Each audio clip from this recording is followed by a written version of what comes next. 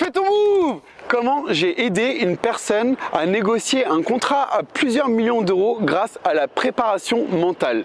Bienvenue dans cette nouvelle vidéo. Donc tout d'abord, je t'invite à t'abonner à la chaîne YouTube. Donc tu as juste à cliquer sur le petit bouton rouge et éventuellement à activer les notifications si tu veux recevoir mes prochaines vidéos. Si tu ne l'as pas encore vu, je t'invite aussi à télécharger l'e-book que j'ai rédigé et qui s'intitule les 7 piliers pour une vie extraordinaire.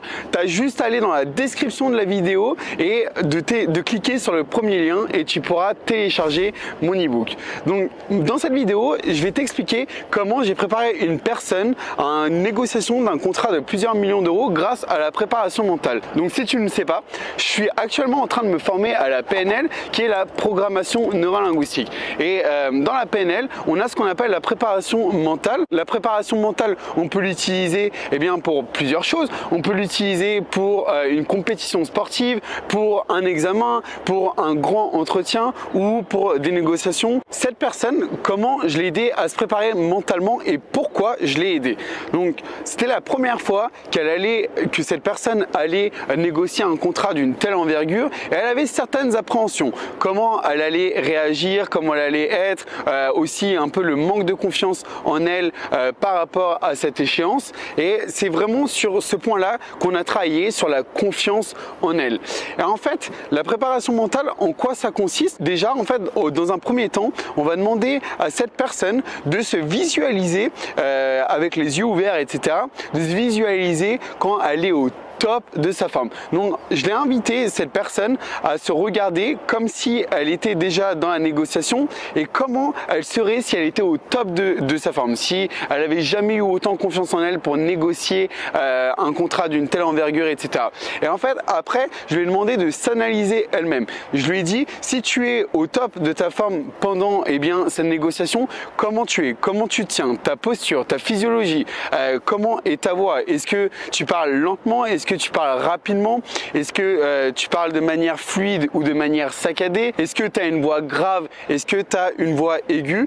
En fait, je lui demande vraiment d'analyser tous ces paramètres-là. Ensuite, je lui demande aussi de me dire comment elle se ressent lorsqu'elle est au top d'elle-même et qu'elle est en train de négocier ce contrat à 2 millions d'euros. Donc là, c'est d'un point de vue vraiment kinesthésique. Et en fait, on fait une évocation multisensorielle pour se dire, voilà, si demain ou après-demain, quand je vais négocier ce contrat de plusieurs millions d'euros, si je suis au top de moi-même et si j'ai extrêmement confiance en moi, il y aura tous ces éléments-là. Peu importe la situation dans laquelle on est, si on n'est pas dans la salle qu'on s'imaginait être ou autre, ces éléments-là ne doivent pas nous déstabiliser et doivent nous aider.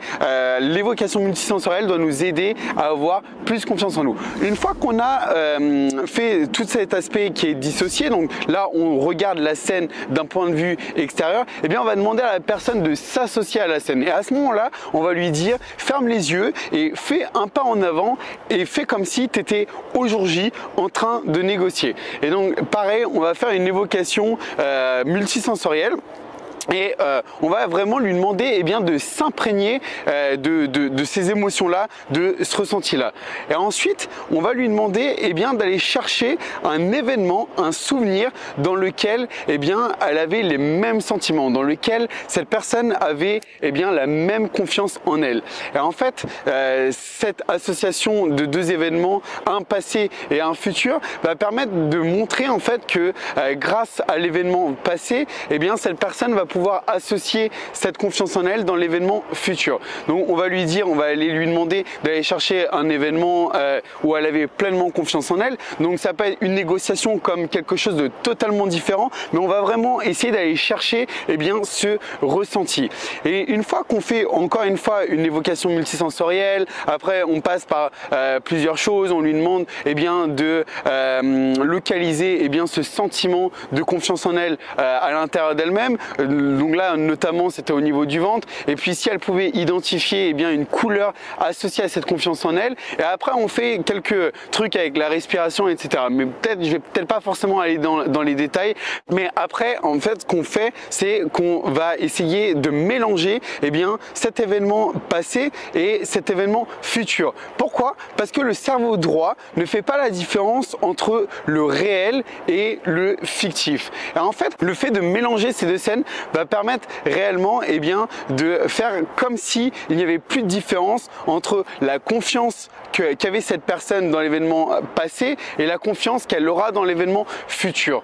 Et on fait une petite technique où on lui dit, voilà, genre à chaque fois, là tu es en arrière, là c'est comme si tu étais dans la situation passée, je vais te demander de fermer les yeux, d'inspirer et d'expirer, et de faire un pas en avant et de faire comme si eh bien, tu étais dans la situation future. Et on va faire ça, ce mouvement de va-et-vient 6, 7, 8 fois, jusqu'à 10 fois s'il le faut, et vraiment quand on sent que cette personne est vraiment dedans et a vraiment tous ces sentiments-là qui lui permettent d'avoir pleinement confiance en elle. Et après, avant de terminer, eh bien, on va en faire ce qu'on appelle un pont vers le futur. Donc là, en l'occurrence, la personne avait la négociation qui allait se faire à Paris, mais dans quelques jours. Et après, je vais lui dire, imagine toi que tu vas faire cette même négociation, mais qu'on te demande eh bien d'aller à Tokyo ou qu'on te demande d'aller à Shanghai. Et là, tu es dans des bureaux incroyables, extrêmement grands, extrêmement luxueux, etc. Et on va aussi faire, imagine on te dit dans un an ou dans 2 ans, on va vraiment faire un pont vers le futur. Et imagine que maintenant, la négociation, ça ne concerne plus une transaction à 2 millions d'euros, mais à 10 millions, puis 20 millions, puis 30 millions.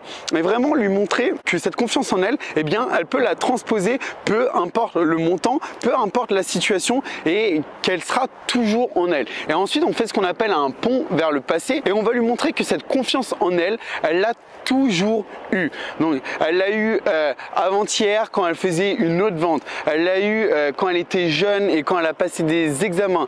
Cette personne a eu cette confiance en elle quand elle a réussi ses premières opérations business. Et on va lui montrer, on va aller essayer de chercher un maximum d'informations pour lui montrer. Cette personne ne nous communique pas à ce moment-là. Elle a toujours les yeux fermés, mais on va lui dire que le pont vers le passé, eh bien, va lui montrer que cette confiance en elle, elle a toujours été à l'intérieur d'elle et que ça ne dépend que d'elle d'activer cette confiance à n'importe quel moment. Donc voilà par rapport à la préparation mentale. J'espère que ça a été instructif. Si vous avez aimé la vidéo, eh bien, je vous invite à laisser un petit pouce vers le haut et éventuellement à vous abonner, ainsi que cliquer sur la cloche de notification pour vous abonner et pour recevoir les alertes lorsque je vais sortir mes prochaines vidéos. Et si vous avez des questions par rapport à la préparation mentale, eh bien, je vous invite aussi à laisser un commentaire en dessous de la vidéo. Je vous dis à bientôt dans la prochaine vidéo. Ciao, ciao!